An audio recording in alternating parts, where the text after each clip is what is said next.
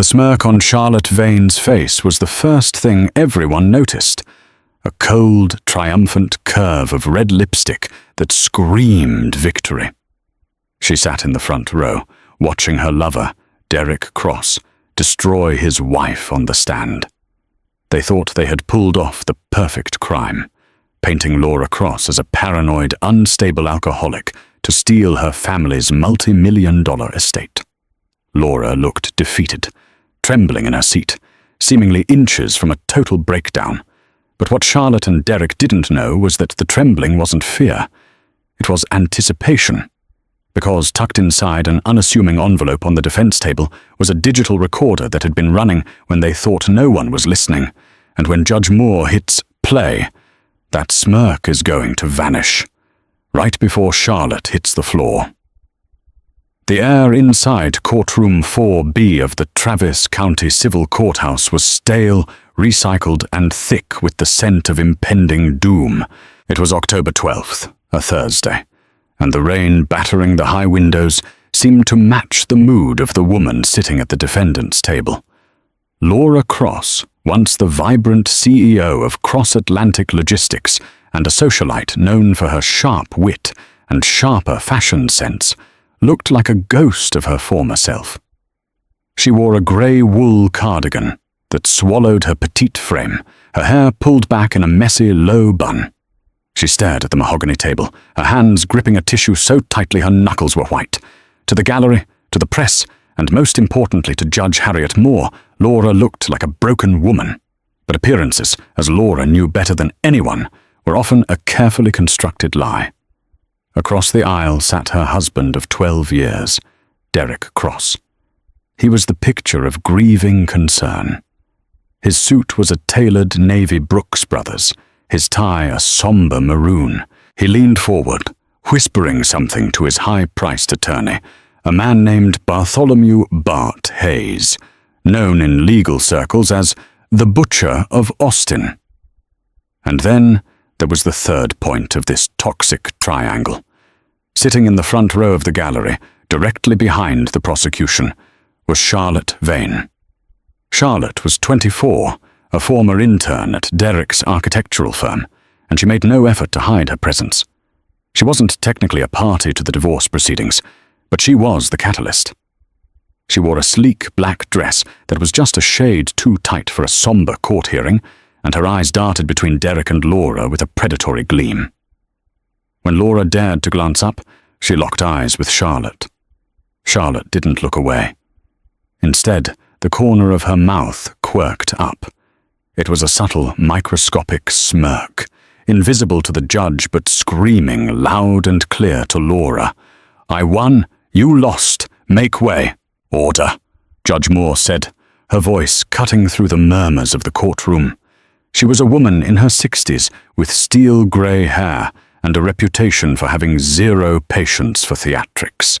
"We are back on the record in the matter of Cross v. Cross. Mr. Hayes, call your next witness." Bart Hayes stood up, buttoning his jacket. "Your Honor, we call Dr. Lawrence Huff to the stand." Laura felt a hand on her arm. It was her lawyer, Silvio Reed. Silvio was the opposite of Bart Hayes. He drove a 10-year-old Volvo, worked out of a strip mall office, and wore suits that looked like they had been bought off the rack at a department store sale. But Laura had hired him for one reason. He was the only lawyer in the city who believed her when she said she wasn't crazy. "Steady, Laura," Silvio whispered, his voice a low rumble. "Let them build their tower. The higher they build it, the harder it falls." Laura took a shaky breath. "He's going to lie, Silvio. Dr. Huff is on Derek's payroll." "I know," Silvio said, scribbling on his notepad. "Let him lie. Perjury is a beautiful thing when you can prove it." Dr. Lawrence Huff took the stand. He was a psychiatrist with a hefty consulting fee, known for testifying in high-stakes custody and estate battles. He adjusted his glasses and swore to tell the truth. "Dr. Huff," Hayes began, pacing the floor like a shark in a tank, "you conducted an evaluation of Mrs. Laura Cross 3 months ago. Is that correct?" "I did," Huff replied, his voice smooth and practiced. "And what were your findings?" Huff looked directly at Laura, his expression full of fake pity. "It is my professional opinion that Mrs. Cross is suffering from severe paranoid delusions, exacerbated by acute alcohol dependency. She exhibits signs of early-onset dementia and is incapable of managing her own finances, let alone making rational decisions regarding the joint assets." A gasp rippled through the gallery. Laura closed her eyes. It was the narrative Derek had been spinning for a year. He had gaslit her, moved her keys, changed passwords, and even spiked her evening tea with sedatives to make her slur her words at dinner parties. He had manufactured a breakdown, brick by brick. "She believes," Huff continued, "that her husband is conspiring against her. She believes she is being followed. These are classic symptoms of persecution mania." "So in your opinion," Hayes pressed, "if the court were to leave the Cross family estate in her hands, it would be disastrous?" "It would be negligent," Huff said firmly. "She needs institutional care, not a checkbook." Derek wiped a non-existent tear from his eye. Charlotte in the gallery shifted her legs, the smirk widening just a fraction. She leaned forward, whispering to the woman next to her, likely a friend she brought along to watch the show. Laura's heart hammered against her ribs. It was infuriating to sit there and be dissected, to have her intelligence insulted by a man she had never met until Derek forced the appointment. "Your witness," Hayes said, sitting down with a satisfied thump. Silvio Reed stood up slowly. He didn't rush. He looked like a confused uncle trying to find his reading glasses. He shuffled some papers, scratched his head, and walked towards the witness stand. "Dr. Huff," Silvio said, smiling politely, "you've been practicing for 20 years? 22, Huff corrected. Right. And you're very busy. I see here you've testified in over 40 cases in the last 2 years. That's a lot of evaluations." "I am in high demand," Huff said coldly. "Indeed. Now, regarding my client's delusions, you mentioned she thinks she's being followed?" "Yes. She claimed a grey sedan was tailing her for weeks. And you classified this as a delusion?" "Because there was no evidence of it, and Mr. Cross confirmed he had no knowledge of any such thing," Huff said, sounding bored. Silvio nodded. "Right. Mr. Cross confirmed it. Dr. Huff, did you ever look at the security footage from the gate of the Cross estate on the dates Laura mentioned?" Huff blinked.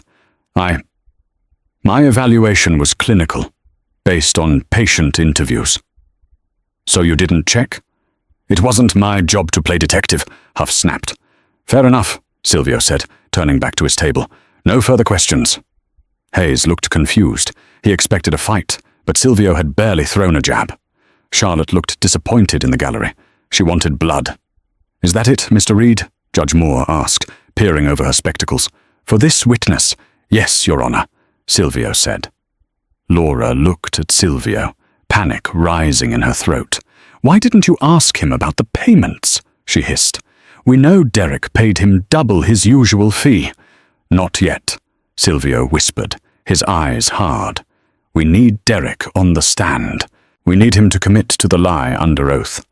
Once he does that, there's no going back." After a brief recess, the moment arrived. "The defense calls Mr. Derek Cross to the stand," Hayes announced. Derek stood up, buttoning his jacket with a solemn grace. He walked to the stand, nodding respectfully to the judge. He was handsome, in a rugged, aging athlete kind of way. He had the kind of face that voters trusted and women adored. It was the face that had charmed Laura 12 years ago, when she was grieving her father's death and vulnerable to a man who promised to take care of everything. He took the oath, his voice deep and steady. "Mr. Cross," Hayes began, softening his tone, "this has been a difficult year for you, hasn't it?" "It has," Derek said, looking at his hands. "I love my wife. I've always loved Laura. Watching her deteriorate like this, it's been the hardest thing I've ever had to do." "You've tried to get her help?" "Countless times," Derek said, looking up with earnest eyes. "I hired the best doctors. I tried to get her into rehab in Malibu. She refused. She accused me of trying to lock her away. And the finances? Hayes asked. Why are you petitioning for full control of the Cross family trust? Because she's spending it erratically, Derek lied smoothly. She's vulnerable to scams. She buys things she doesn't remember. I'm just trying to protect what her father built. I don't want the money for myself. I make my own living. I just want to make sure there's something left for her care. It was a masterful performance. If Laura didn't know him, she would have believed him. Mr. Cross, Hayes said, lowering his voice. There have been rumors, allegations from your wife, about infidelity, about a woman named Charlotte Vane. The courtroom went silent. In the gallery, Charlotte froze, her face a mask of innocent shock. Derek sighed, a sound of long-suffering patience. Laura, her paranoia fixes on people. Charlotte is a junior associate at my firm. She's young, ambitious, and talented. I've mentored her, yes. But that's all. Laura sees a young woman and invents a threat. It's a symptom of her condition. It's tragic, really. She's destroyed this poor girl's reputation because of her delusions. Laura felt bile rise in her throat.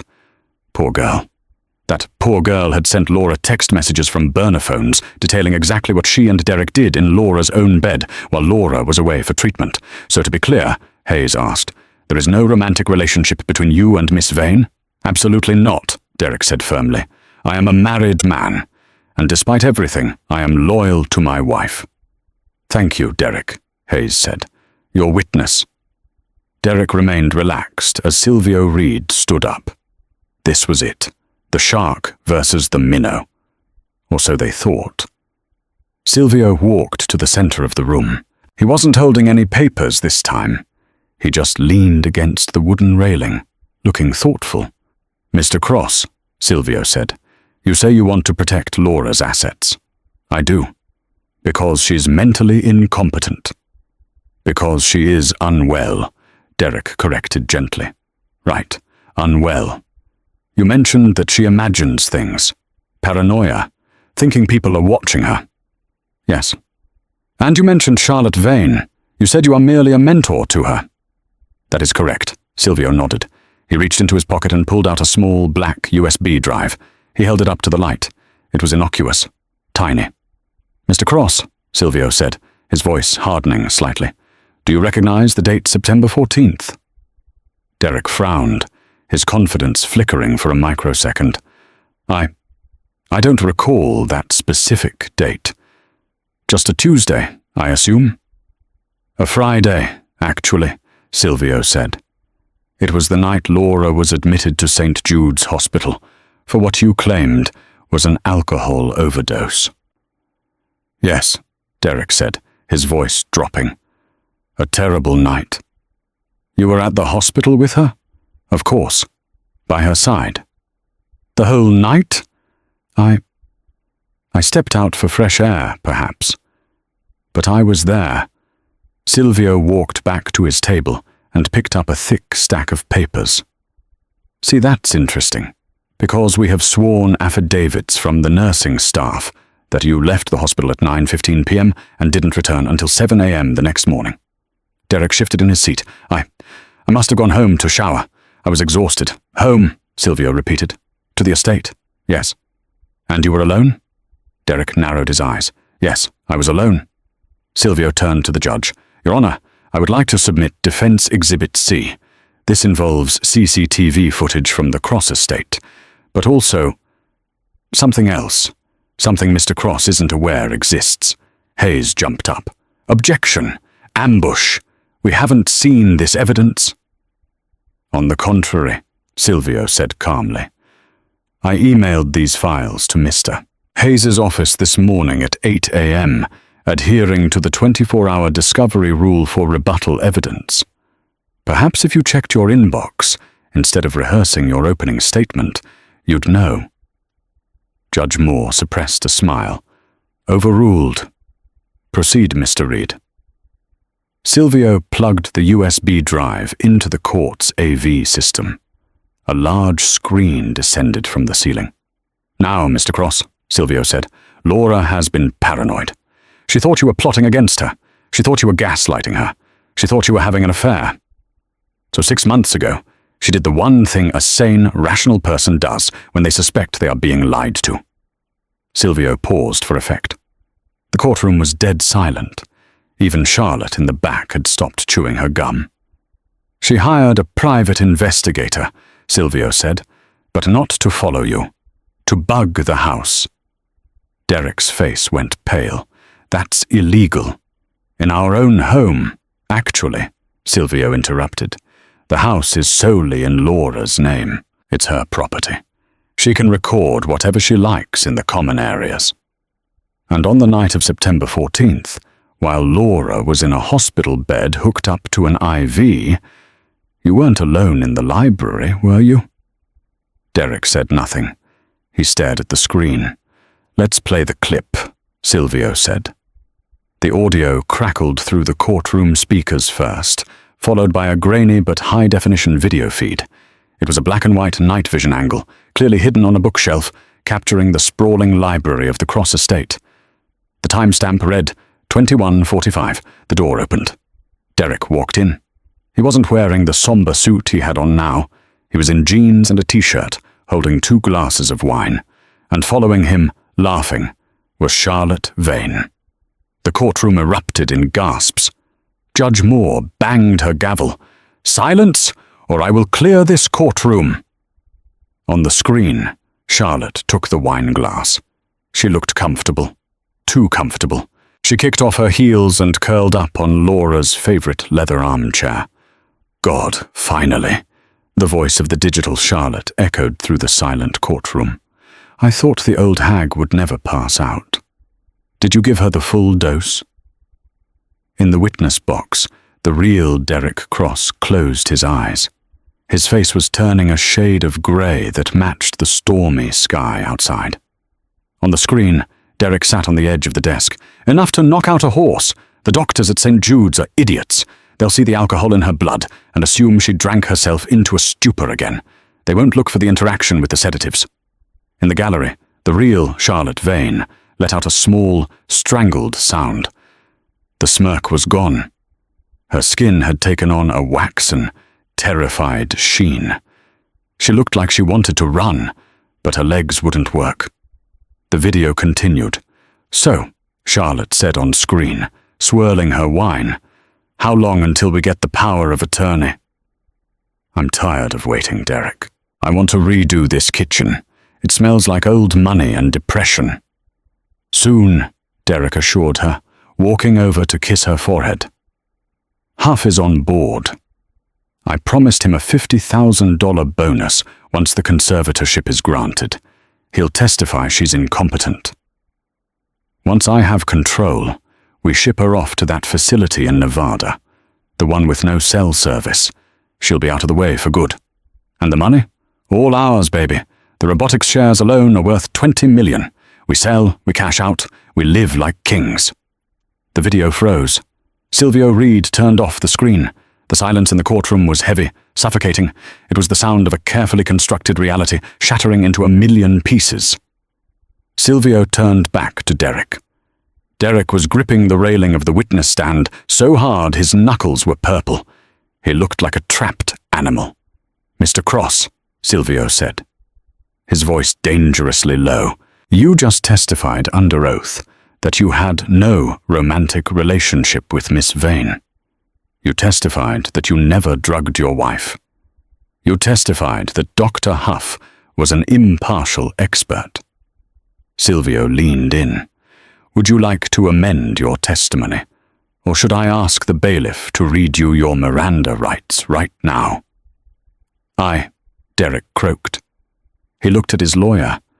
Hayes was staring at his table, refusing to make eye contact. Hayes knew when a ship was sinking, and he wasn't going to go down with it. "And Miss Vane," Silvio said, turning completely around to face the gallery. He pointed a finger directly at Charlotte. Charlotte flinched as if he had thrown a stone at her. "I believe," Silvio said to the judge, that the woman in the gallery, Miss Charlotte Vane, is a co-conspirator in attempted murder and fraud, and since she is present—" Charlotte stood up, her knees knocked together. She looked at Derek, pleading for him to do something, to fix it, but Derek was staring at his shoes. "I didn't," Charlotte stammered, her voice high and thin. "It was just— we were just talking." Judge Moore's eyes were like lasers. "Bailiff," she barked, "bar the doors. No one leaves this room." Charlotte looked at the heavy oak doors, then back at the judge, and finally at Laura. Laura hadn't moved. She just watched, her face impassive, her eyes cold and clear. The realization hit Charlotte like a physical blow. The money was gone. The future was gone. The man was a fraud, and she was going to prison. The blood drained from Charlotte's face in a rush. Her eyes rolled back into her head. She swayed once, twice, and then, with a soft thud that echoed in the silent room, she collapsed into the aisle, passing out cold. "Medical assistance!" Judge Moore shouted. But Laura didn't look at the unconscious girl. She looked at her husband. "Well, Derek," Laura said softly, her voice carrying through the stunned room, "it looks like you're finally alone."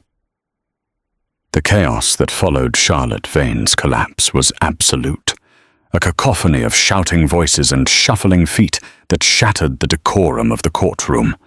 Judge Moore was hammering her gavel with the rhythmic intensity of a blacksmith forging steel. "Clear the gallery. I want this courtroom secured immediately. Bailiff, take Mr. Cross into custody." Derek Cross stood frozen in the witness box. The confident, grieving husband mask had disintegrated, leaving behind a terrified, hollow shell. He looked at the screen where his own voice had just condemned him, then at the unconscious form of his mistress being attended to by court security, and finally at his lawyer. "Bart!" Derek screamed, desperation cracking his voice. "Bart, do something! Object! Tell them it's a deep fake! It's AI! Tell them!" Bart Hayes, the butcher of Austin, was already packing his briefcase. He didn't look up. His face was pale, his lips pressed into a thin, grim line. He knew the difference between a difficult case and a career-ending catastrophe. He had just suborned perjury, unknowingly perhaps, but the optics were lethal. "Bart!" Derek yelled again as a burly bailiff grabbed his arm. Hayes paused, snapping his briefcase shut. He looked at Derek with a mixture of disgust and professional detachment. "Mr. Cross, I am withdrawing as your counsel effective immediately. You have perjured yourself, implicated me in a fraud scheme, and frankly, I need to call my malpractice carrier. Don't call my office." Derek's jaw dropped. "You can't leave me." "Watch me," Hayes muttered, pushing past the bar and striding out of the courtroom without looking back. Laura watched it all from her seat. She hadn't moved. She was an island of calm in the hurricane. Silvio Reed leaned over to her, a rare, genuine smile breaking his stony face. "I think that went well," Silvio whispered. "We're not done," Laura replied, her voice icy. "He's still breathing." Two paramedics rushed in, wheeling a stretcher down the center aisle. They swarmed over Charlotte, checking her vitals. She groaned, her eyelids fluttering. As she came to, the first thing she saw was the ceiling of the courtroom, and then the face of a uniformed police officer staring down at her. "Miss Vane," the officer said, not unkindly but firmly, "you're going to be transported to St. David's Hospital for evaluation. An officer will accompany you. You are currently detained pending an investigation into conspiracy to commit murder." Charlotte let out a sob, a raw, ugly sound that echoed off the wood paneling. "He made me do it!" she shrieked, pointing a trembling finger at Derek, who was being cuffed by the bailiff. "He told me she was dying anyway. He said we were just speeding it up." "Shut up, Charlotte!" Derek roared, his face turning a violent shade of red. "She's lying! She's an unstable stalker!" "That's enough!" Judge Moore's voice boomed. "Get them out of here, both of them. And get Dr. Huff back in here. I want a warrant issued for his arrest before he makes it to the parking lot." Laura stood up slowly. She smoothed the front of her grey cardigan. As the bailiffs marched Derek past the defence table, he locked eyes with her. "Laura!" he pleaded, the fight draining out of him, replaced by a pathetic, wheedling tone. "Laura, honey, please, you know me. This is a misunderstanding. I was stressed. I was confused." Laura looked at him. She didn't see the man she married. She didn't say a monster. She just saw a stranger, a pathetic, greedy stranger. "I do know you, Derek," she said softly. "That's the problem. I finally know you." As they dragged him out the side door, the press, who had been allowed to remain in the back, were going frantic. Flashbulbs popped. Reporters shouted questions. The story of the loving husband was dead. The story of the Black Widow was dead. The story of the Laura Cross revenge tour had just begun. 3 hours later, the atmosphere shifted from the frantic energy of the courtroom to the sterile, fluorescent-lit gloom of the Austin Police Department's interrogation rooms. Room A held Derek Cross. Room B held Charlotte Vane. Detective Marcus Miller stood in the observation hallway, sipping lukewarm coffee and watching the monitors.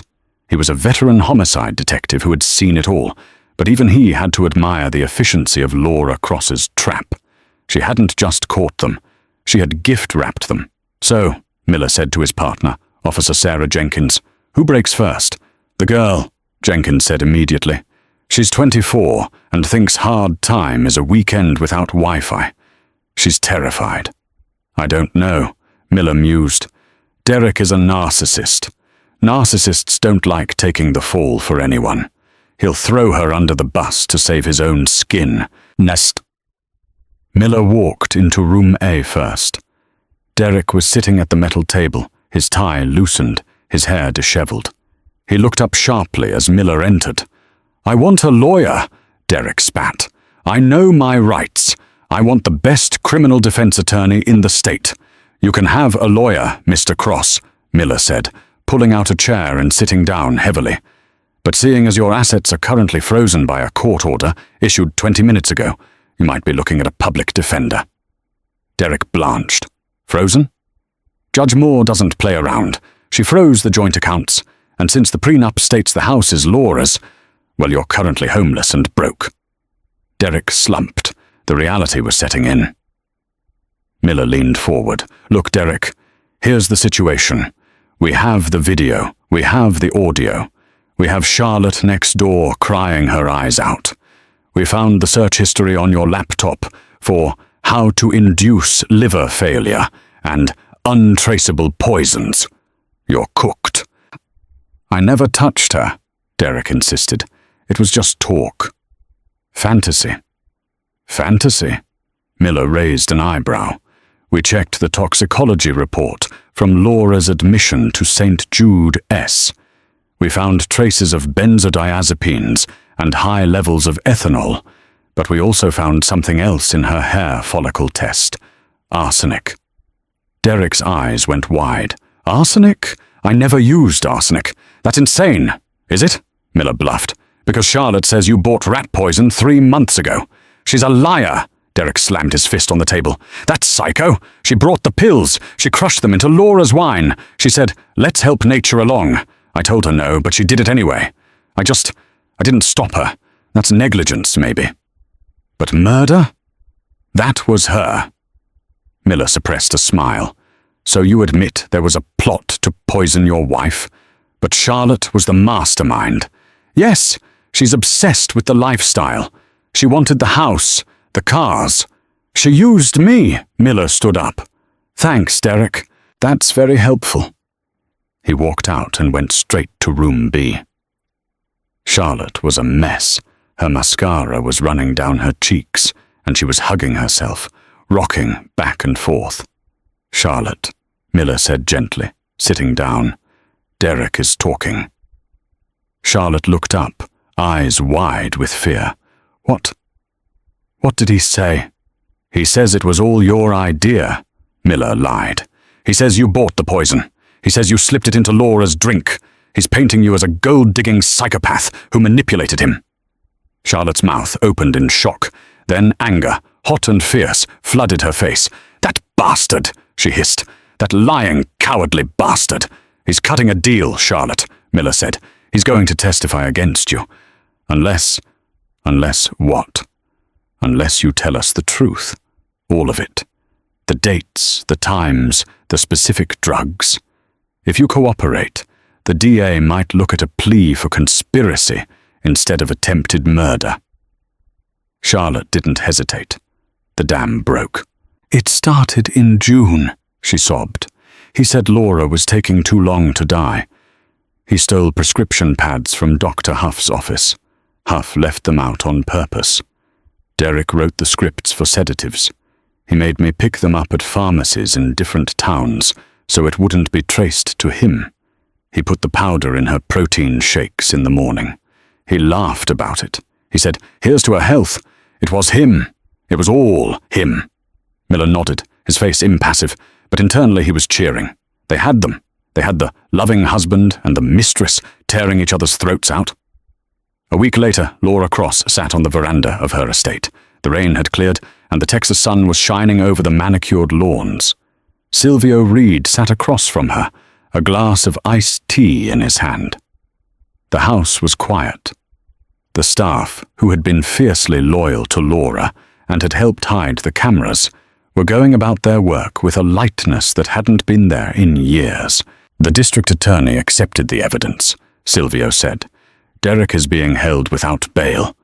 Flight risk, given his offshore accounts, which, by the way, the forensic accountants found this morning." Laura took a sip of her water. She looked younger than she had in court. The grey cardigan was gone, replaced by a sharp white blazer. Her hair was down, cascading over her shoulders. "And Charlotte?" Laura asked. "She took a plea deal yesterday. She's giving them everything on Derek and Dr. Huff in exchange for 10 years. She'll be out in 5 with good behavior, but her life is over. No firm will hire her." Laura nodded, staring out at the horizon. "It's strange, Silvio." "What is?" "I loved him once," she said. "I really did. When my father died, I felt like I was drowning. Derek was the life raft. I didn't realize the raft was leaking until it was almost too late." Silvio set his glass down. "You did something incredible, Laura. Most people would have crumbled. You let them think you were crazy. You let them gaslight you. That takes a level of steel I haven't seen in 30 years of practice." Laura turned to him, a dry smile on her lips. "I didn't just let them, Silvio. I encouraged it." Silvio raised an eyebrow. "How so?" "I knew about the affair 2 years ago," Laura revealed. "I saw a text on his phone. Just one. But it was enough. I hired the PI then. But I realized that if I divorced him then, purely for adultery, he would still get half. Texas is a community property state. He would have walked away with $10 million of my father's money." Silvio stared at her. "So you waited?" "I waited," Laura said coldly. "I needed him to commit a crime. I needed him to try to steal everything, or worse. I needed cause to void the prenup and strip him of every penny." "So the drinking, apple juice and water in wine bottles," Laura said. "I poured the real wine down the sink. When he drugged me, I pretended to pass out. I held the pills under my tongue and spit them out in the bathroom later. I collected them. I gave them to the police this morning as physical evidence." Silvio shook his head in disbelief. "You played the long game. You put your life at risk." "I calculated the risk," Laura said. "I knew Derek. He's a coward. He wouldn't use a gun or a knife. He wanted it to look like an accident. That gave me time." She looked back at the house her father built, the house Derek tried to steal. "Dr. Huff was the wild card," she admitted. "I didn't think a medical professional would be so corrupt. But once he signed that affidavit declaring me incompetent, I knew I had them. That was the trap snapping shut." Silvio chuckled, a dry, raspy sound. "Remind me never to cross you, Laura." "You're on the payroll, Silvio," she smiled. "You're safe." 6 months had passed since the day Charlotte Vane fainted in Judge Moore's courtroom, but the heat surrounding the case of the state of Texas versus Derek Cross hadn't cooled by a single degree. If anything, it had boiled over into a national obsession. The cross-vein conspiracy, as the tabloids dubbed it, had everything the public craved. Immense wealth, a sordid affair, a dying wife who wasn't actually dying, and a husband whose handsome face hid a soul of absolute rot. The criminal trial was held in the larger, more imposing Travis County Criminal Justice Center. The atmosphere inside courtroom 8A was electric, a stark contrast to the quiet civil proceedings where Laura had first sprung her trap. Derek Cross sat at the defense table, but he was no longer the composed, grieving husband.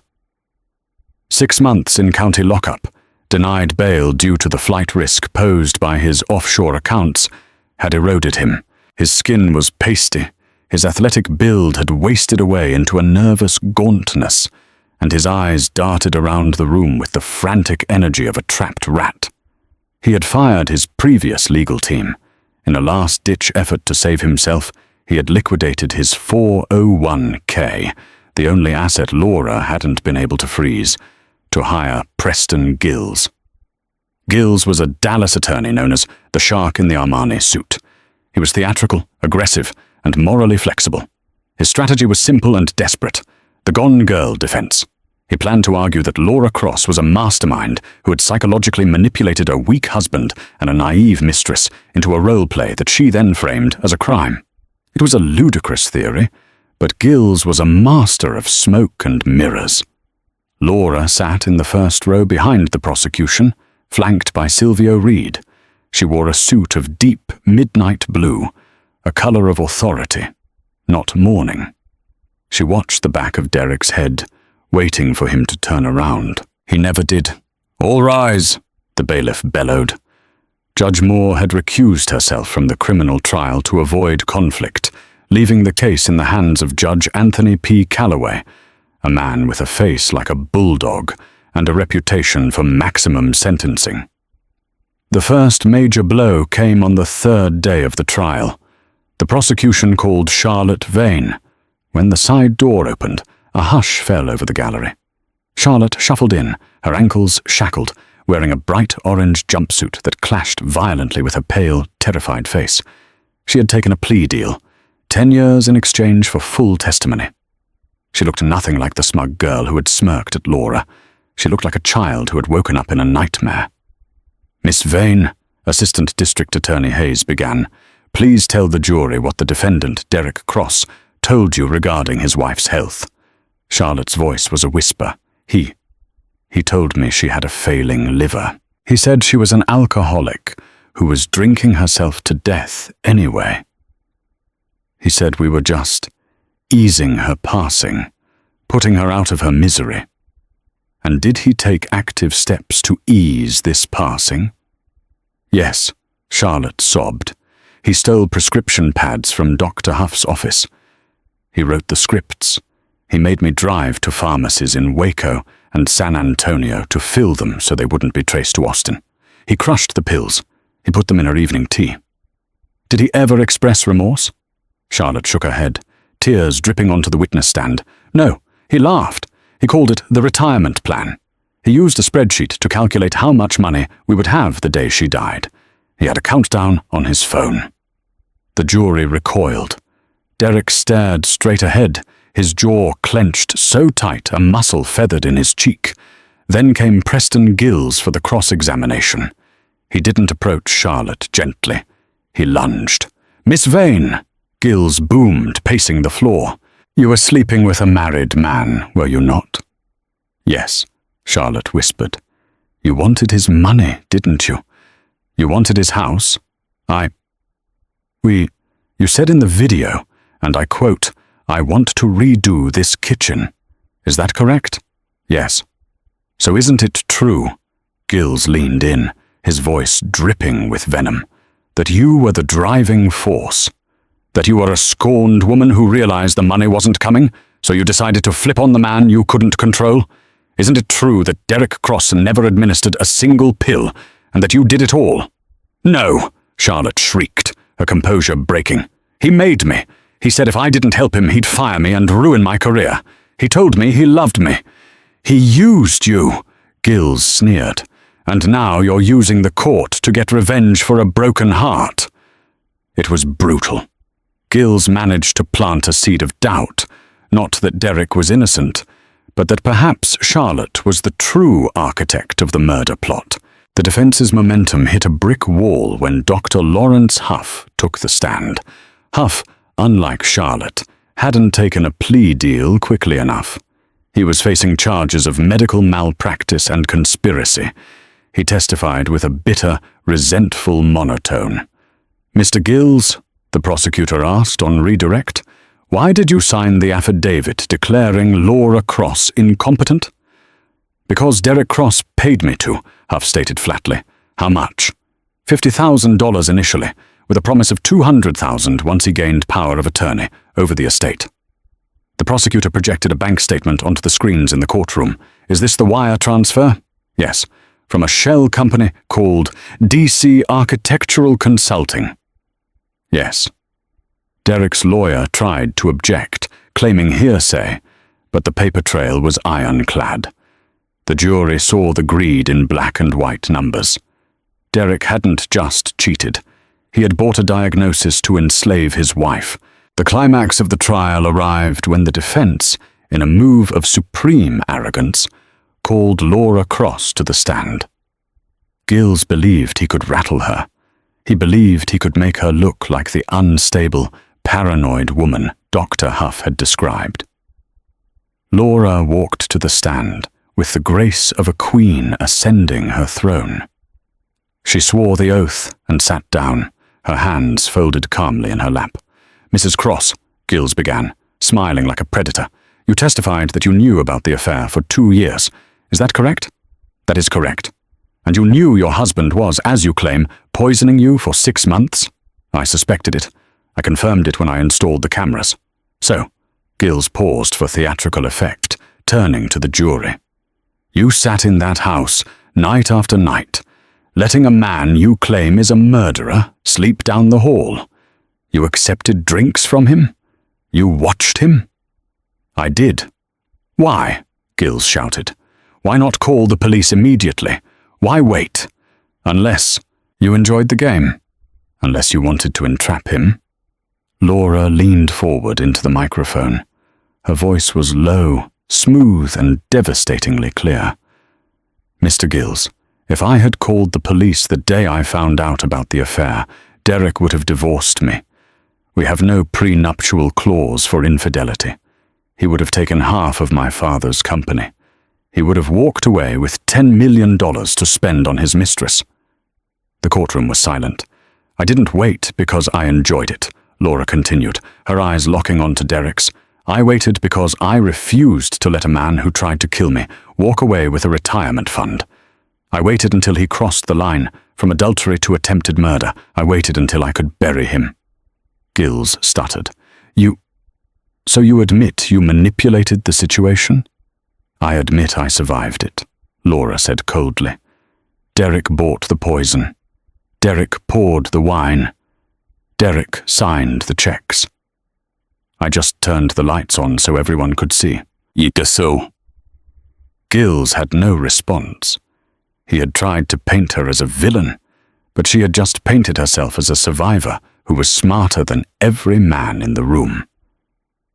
The jury deliberated for only 3 hours. When they returned, the foreman, a middle-aged schoolteacher, couldn't even look at Derek. "In the matter of the state of Texas versus Derek Cross," the foreman read, his hands shaking slightly, "on the count of attempted capital murder, we find the defendant guilty." A gasp rippled through the room. Derek closed his eyes, his head dropping into his hands. "On the count of conspiracy to commit wire fraud, guilty. On the count of money laundering, guilty. On the count of witness tampering, guilty." It was a clean sweep. The loving husband was officially a monster. Preston Gills began furiously scribbling notes for an appeal that everyone knew would fail. The sentencing hearing took place 2 days later. This was the moment Laura had been waiting for. She was allowed to give a victim impact statement. She stood at the podium, facing the judge, with Derek seated just 10 feet away. "Your Honor," Laura began, her voice steady. For 12 years, I shared my life with this man. I supported his career. I nursed him when he was sick. I trusted him with my life. She turned slowly to face Derek. He looked up, his eyes red-rimmed and hollow. "Derek," she said, addressing him directly, "you didn't just try to kill me. You tried to erase me. You tried to convince the world I was crazy, so you could lock me in a dark room and forget I existed. You wanted my money, but you also wanted to steal my dignity." She paused. "The tragedy isn't that I lost my husband. The tragedy is that I never had one. I was sleeping next to a calculator who was just waiting for the numbers to add up. Well, Derek, the audit is finished, and you are bankrupt," she turned back to the judge. "I ask for the maximum sentence, not for revenge, but for safety. Because a man who can smile while he poisons his wife's tea is not a man who can be rehabilitated." Judge Calloway nodded slowly. He adjusted his glasses and looked down at Derek.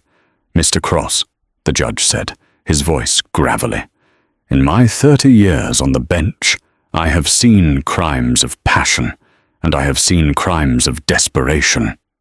This was neither. This was a crime of cold, calculated avarice. You are a predator in a suit." Derek tried to stand. "Your Honor, please, sit down," Calloway barked. "Mr. Cross, you are sentenced to 25 years for attempted murder, to run consecutively with 10 years for fraud. You will not be eligible for parole until you are 75 years old. You may serve your time thinking about the lifestyle you felt you were entitled to." The gavel came down with a sound like a gunshot. The bailiffs moved in immediately. There were no gentle touches this time. They hauled Derek up by his arms. He looked back at the gallery, searching for anyone. Charlotte, his lawyer, a friend. But Charlotte was already in a cell. His lawyer was packing his bag, and his friends had abandoned him the moment the indictment came down. He looked at Laura one last time. "Laura," he mouthed. It wasn't a plea. It was just a recognition. He finally saw her. He finally saw the lioness. Laura didn't smile. She didn't wave. She simply watched him until the side door closed, swallowing him into the system. Outside the courthouse, the steps were mobbed. The rain had returned, a light drizzle that made the pavement shine. Silvio Reed held a large black umbrella over Laura's head as they descended the stairs towards the waiting press. Mrs. Cross, is it true you're suing the architectural firm?" "Mrs. Cross, what will you do now?" Laura stopped at the bottom of the stairs. She took a deep breath of the wet, cool air. It tasted like ozone and freedom. She looked at the cameras, her face unreadable behind dark sunglasses. "Justice was served," she said simply. "The trash has been taken out." "What's next for you, Laura?" a reporter shouted. "You have the estate, the company, everything. What are you going to do with your freedom?" Laura paused. A small, genuine smile touched her lips for the first time in months. She thought about the empty, silent mansion on the hill. The mansion that had been a prison, then a crime scene, and was now just a house. "Well," Laura said, her voice light, "I have a kitchen to renovate. It smells like old money and bad memories. I'm thinking of knocking down some walls. I want an open concept. I want to be able to see everything coming." She ducked into the waiting car, the door thudding shut with a solid, reassuring weight. As the driver pulled away, merging into the Austin traffic, Laura Cross leaned back in the leather seat. She pulled her phone out and opened her contacts. She scrolled down to Derek Cross. She pressed delete. Then she scrolled to Charlotte Vane. Delete. She put the phone down and looked out the window. The rain was stopping. The sun was breaking through the clouds, bathing the city in gold. It was a good day to start over. And that, my friends, is the chilling conclusion to the story of Laura Cross. She didn't just survive. She conquered. She proved that when you back a woman into a corner, you'd better make sure she doesn't have a plan and a recording device. Derek and Charlotte are rotting in prison, and Laura is living her best life, free of the toxic weight that dragged her down. It's a brutal lesson, Be careful who you trust, and never underestimate someone's will to survive. If this story kept you on the edge of your seat, please hit that like button. It seriously helps the algorithm and lets me know you enjoy these deep dive storytelling videos. Subscribe and turn on notifications so you're the first to hear the next twist-filled saga. What would you have done in Laura's shoes? Would you have called the cops immediately? Or would you have played the long game like she did to ensure they lost everything? Let me know in the comments below. I read every single one. Until next time, stay sharp and watch your six.